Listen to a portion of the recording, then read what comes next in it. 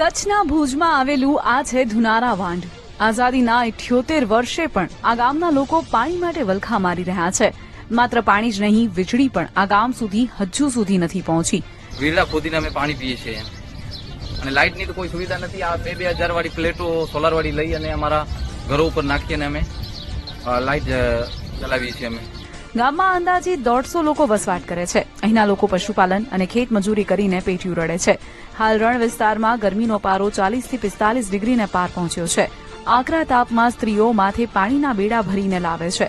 આ સમસ્યાના નિકાલ માટે 2018માં પાણીની લાઇન નાખવામાં આવી, પરંતુ હજુ સુધી મુખ્ય લાઇનમાં કનેક્શન નથી મળી શક્યું. આ ગામ કોઈ આફ્રિકામાં નથી. અદાણીના મોટા મોટા વીજપોલ લાગેલા છે, પણ ગામને વીજળી 40-50 વર્ષથી મળી નથી. શિક્ષણ નથી મળ્યું, રોજગારી નથી. અહીંયા આગળ આરોગ્યની સુવિધાઓ નથી, ગટર જેવી પાણી જેવી સુવિધાઓ નથી. તો મહેરબાની કરી આના માટે કામ કરો.